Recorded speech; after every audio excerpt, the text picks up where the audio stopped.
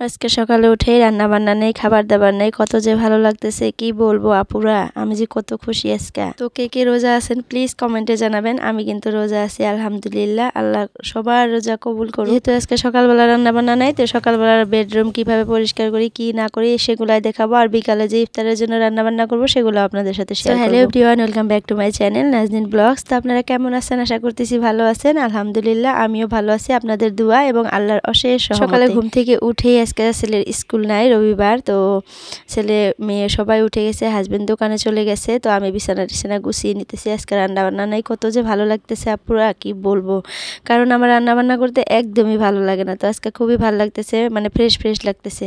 তো বিকালবেলা কি হবে জানি না, আমি সারাদিনটা কিভাবে থাকবো, যেহেতু আমার বেবিটা একদমই ছোট। তারপরে আল্লাহর কাছে নিয়াত করছি আল্লাহ যাতে আমাকে 1 মাস রোজা রাখতে দেয়। তো আপনারা সবাই আমার জন্য দোয়া করবেন, আমি জানি রোজা রাখতে পারি। আর আমিও আপনাদের সবার জন্য দোয়া করি, সবাই যেন সবকটা রোজা ভালো মানে থাকতে পারেন, তারাবি পড়তে পারেন, সেই একটা মাস জানি সবকিছু ভালোভাবে করতে পারেন, সেটাই দোয়া করি। তো বেডরুমটা একদমই গুছানো কমপ্লিট। এখন ভাবলাম যে কাপড়গুলা নিয়ে রোদে মেলে দিয়ে আসি, তার আগে ভাবি যে বুটের ডাল কিছু ভিজিয়ে দেই, কারণ হয়তো বড়া বানাবো, তা না হলে বুটের ডাল করব। যেহেতু ইফতারের টাইমে আমরা বিরিয়ানি করব আজকে, তো সেটার জন্য আমি একটু বুট ভিজিয়ে রাখলাম পানি দিয়ে। আর আগের থেকে ভিজিয়ে রাখলে ভালো হয়, 2-3টা সিটি মারে নিলেই হয়ে যায়। আর ছেলেকে যেহেতু একটু ভাত বানিয়ে দিছি, আর একটা মানে সকালে ব্রেকফাস্টের জন্য রুটি করে দিছিলাম, তো গ্যাসটা একটু ভালো করে পরিষ্কার করে নেই।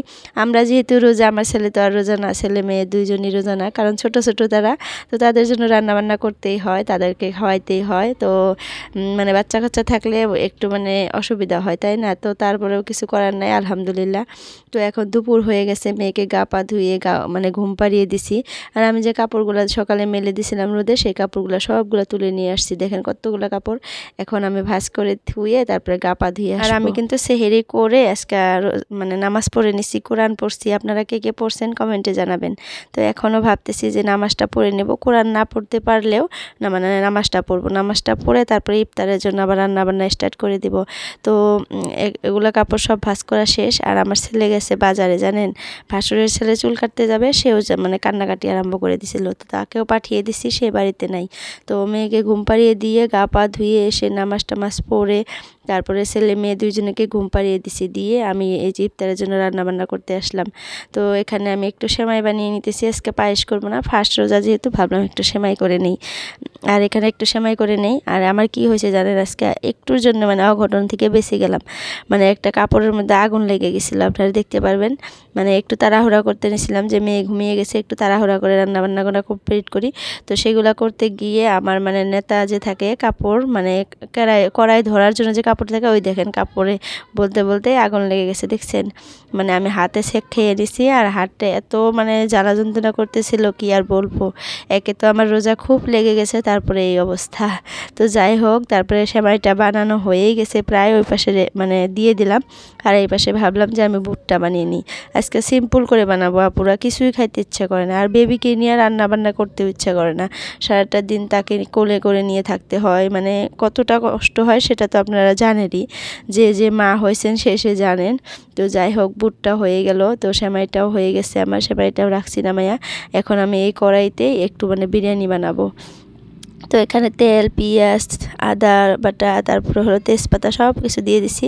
আর এখানে যে আমি সকালে যে বুটের ডাল ভিজিয়ে রাখছিলাম, একটু বুটের ডাল দিছি, আর একটু বুট দিয়ে দিছি, ছোলা বুট দিয়ে বিরিয়ানিটা বানিয়ে নেব। আর আজকে বুটের ডাল বানাবো না, কারণ রাতে মাংস রান্না করছিলাম, সেই মাংস একটু আছে, তো সেই মাংস দিয়ে খাইয়ে নেব এই বিরিয়ানিটা। একবার রমজানে না আমি বাবার বাড়িতে মানে বাবার বাসায় ছিলাম, কারণ আমার মেয়েটা একদমই ছোট ছিল।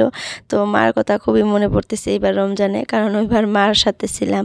মা মানে সেহরি করতো, ইফতারের জন্য মানে জোগাড়পাতি করতো, বসে বসে খাইতাম। আর এবার দেখেন আমার মানে নিজের হাতে রান্না করতে লাগতেছে, তো সেটা ভেবে মাঝে মধ্যে মানে মনটা খুবই খারাপ হয়, তো কান্নাও চলে আসে, মার কথা মনে পড়ে কি বলবো। যাই হোক, আমি আবেগে পড়ে গেছি, ইমোশনাল হয়ে গেছি মার কথা মনে পড়ে। যাই হোক, তো এখানে করলা ভাজি বসাই দিলাম। আমি ইফতার পরে আমি একটু ভাত খাই, তো তার জন্য করলা ভাজি বসিয়ে দিলাম। আর তারপর কি হয়েছে জানেন, আমি আর ভিডিও করতে ভুলে গেছি, মানে এতটা রোজা রাখছিল, ইফতার করছি, সব কিছু আর ভিডিও করতে পারিনি। এখন মানে তারাবি পড়বো, তার জন্য রেডি হয়েছি। তো আজকের জন্য এতটুকুই আপুরা, কালকে আমি ইফতারের ভিডিও সব কিছু ভালো করে দিয়ে দিব।